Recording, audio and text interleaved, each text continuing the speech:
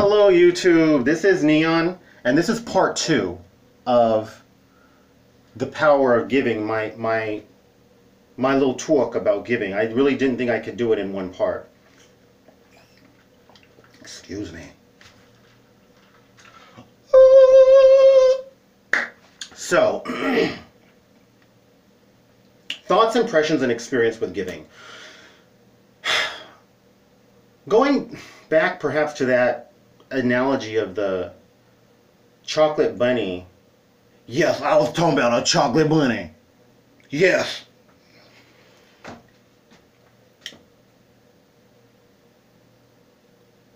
What I initially found with my tithing, going up to 2004, was that because of my mental health, I wasn't able to really hold down a job long term, but what I was able to do was save. So every time prior to leaving a job or being fired or leaving under duress, I would have a savings and I'd be able to find another job before that savings ran out. However, I only tithed, and that was it. Whether it was a $3,000 savings, a $7,000 savings, or in 2004, $13,000, I would just give 10% and that was it. I never gave above that. It's unfortunate, particularly with the $13,000, because that was in 2004. So you would have to adjust that inflation to get a figure for today. It would be significantly above $13,000. I only gave 10%. So initially, when I just started tithing, yeah, I would receive financial blessings. When I started making offerings, meaning that I was paying above 10%, a lot of those financial blessings didn't necessarily come, but I was blessed with stability. When I talk about giving, first and foremost, I am talking about material giving. I'm talking about opening our wallets and giving 10%, ideally of the gross of what we make, certainly of the net of what we make, certainly. But I'm also talking about our time, talents, and treasures. Many people do not want to give. They don't have faith that the universe is going to give back to them, so they just don't give. Many people who, while I was living in Skid Row, I lived in Skid Row for 7 years, they'd be hurting financially, and some were probably struggling with drug addiction, alcohol addiction, and when they were telling me about their financial problems, I would tell them they should start tithing, and I would let them know the blessings that happened to me. And they would get offended. They'd be like, huh? I'm broke, I can't pay my rent, and you tell me to give 10%? Get out of my face. I was like, okay, I'm gonna get out your face. So, the way I have observed that God or the universe has blessed me back in return is in the proper way that I should be blessed. There is an order of things in our lives that we don't have sound. Even in the way I'm going to mention it, which is how it was said to me, is not sound. Or at least it's backwards. And that is wish, want, need, needs, and gots. Gots meaning the things that we've got to have or that we must have. Wishes being, I wish I was a millionaire. Stuff that we don't, that we least need versus the stuff that we must or most need. The universe has rewarded me back in the proper order, which would be, I'm trying to think about this backwards, I don't even know. Wish, want, need, got. So the universe rewards me in the order of got, need, want, wish. So when that verse talks about, that I read in part 1, talk about opening the windows of heaven and pouring out blessings. Yeah, at times money would come my way and material blessings would come my way. But overwhelmingly, things would come my way in the proper order of their level of necessity. So I always had a roof over my head. I always had food. We live in a country where, fortunately, we all have potable drinking water, very necessary. We all have air that's, in most parts, reliable for breathing. These are the things that we must have. I've always had those since I was tithing. Prior to tithing, I didn't. There was a time where I weighed 139 because I could afford one hamburger per day. It was 99 cents at that time. Bert. It was. I don't know if I should say the name of the well, yeah. It was a. I don't even remember what restaurant it was, but it was one of the fast food chains where they would give a big burger for $1 for 99 cents, and I would eat one of those for a day, and I don't know how long. I dropped down to 139 pounds, not 95 pounds, and that would be something like 20 to 30 pounds less than what I weigh now. It was pretty thin. So I didn't have those basic needs. I lived in a homeless shelter. I didn't have a roof over my head. So I've seen that the universe has taken care of me, or God, in the proper order. The must-haves, and then the needs, the wants, and then the wishes. So I don't have $1,000,000 yet. But I do wish I did. Excuse me. So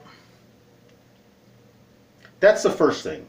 Now, another thing that I'm not sure if this is really a must-have versus a need, and that is, with my mental health, I behave very antisocially, you know, and in any part, not just in LA, but in any part, giving somebody a dirty look, not being polite in public can get a beat down. You know, I've had people threaten to kill me. I've had people tell me basically I would murder your ass. I would kill your ass if I wasn't afraid to catch a case. And they had me convinced they meant it. I mean, I would almost get into fights in public. We're talking, I'm in my 30s. I needed to learn how to be social, even with my mental illness. That was very important. And that's one thing that the universe has been doing. It's been giving me tools to be confident, not a pushover, not people walking all over me, but at the same time not being aggressive and antisocial in public in spite of my mental illness. And so that's one example that I would say of the universe rewarding me in a way that's really necessary. Do I want to be rich and be an a-hole? Do I want to be rich and lonely? Do I want to be rich and have terrible health? Do I want to be rich and not be able to maintain my mental illness in a way where I can function and thrive, just like a person who's paraplegic? Many people who are paraplegic, they thrive, but they do have to learn how to thrive with their disability. I have to learn to thrive with my mental illness, and it can be done. And slowly but surely over the years, going on 18 years of tithing and now offering, I started paying offerings in 2005, and I always give above 10%. I've seen the universe slowly but surely give me more and more skills, so that now when I go out in public, and granted sometimes I can't go out in public because I am really hurting mentally, psychologically, emotionally, but more often than not I can, and almost always there's never any serious verbal spats, or people threaten me, or people challenge me to a fight, because the universe is giving me the things that I really need. And those aren't new clothes. Those aren't a car. Those aren't a TV. I have a 6-year-old laptop going on 7 years. But it still works. I still watch YouTube like crazy. And that's enough for me. I can get by with that. It hurts my feelings when people make fun of me, when people look down on me because my clothes got holes in them. But I know that's on them. That's not on me. That's not on me. So I can bear the weight of their condescension. So that's the first thing. Understand that if you do start tithing and paying offerings, that the universe will likely reward you in the proper order of the level of your needs.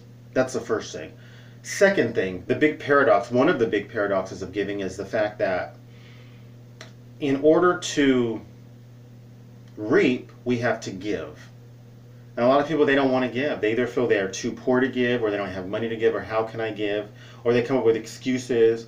One person's like, well, I don't pay tithes, I don't give money, but I'll hold the door for old ladies.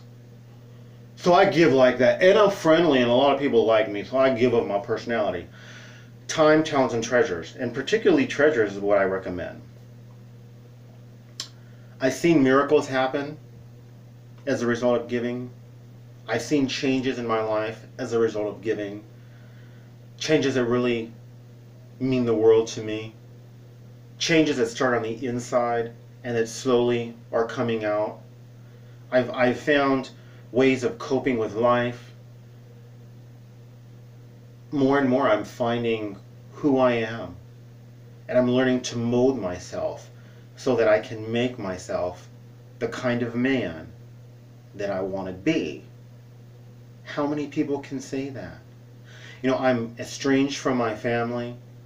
I have very few to no friends. It's tough and painful and lonely. But the good thing about that is that I'm able to create who I want me to be, personality-wise, independent of the input of others.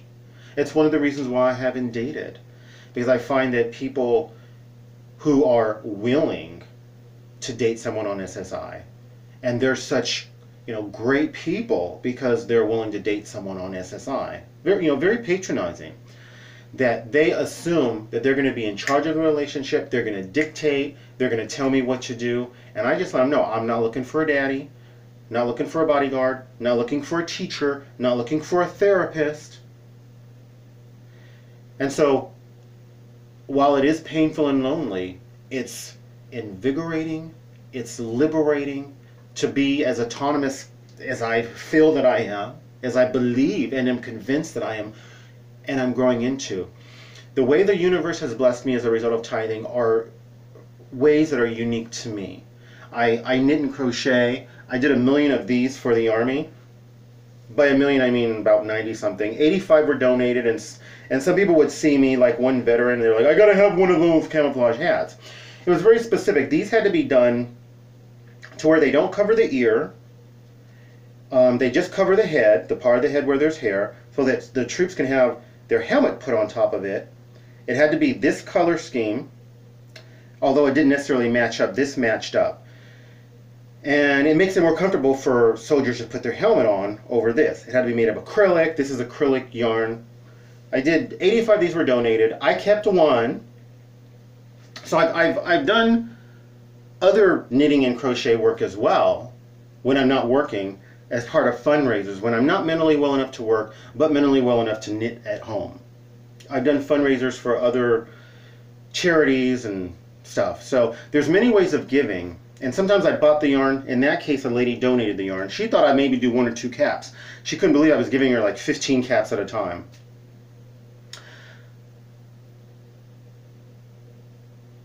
It has been tough to accept that the universe is going to reward me the way the universe sees best fit. It's very humbling because it is as if, since tithing and offering, it is as if I placed my life, into someone else's hands. Many times I didn't like the blessings of having to acknowledge my mental illness, having to really understand my mental illness and read and study, having to learn to cope. But I've realized over the years that while my pride doesn't like the universe rewarding me according to the way the universe or God decides best, that in fact the way it has chosen to reward me has been the very best way in all reality. And I'm grateful that I haven't been able to make the decisions, because I would have just wanted to feed my vanity. I would have been focused on those wishes. I would have just wanted money, money, and more money. That's all I would have wanted. So I've skipped a lot. I'm out of time. Someday I may do this much more formally and have prepared notes. This is just more about my thoughts, impressions, and experiences giving. So I send out my love to you. I bid you farewell. If you like this, please like, subscribe, share, comment, commercial, recommend my video. Do 1 or more of those things. Thank you. Best wishes.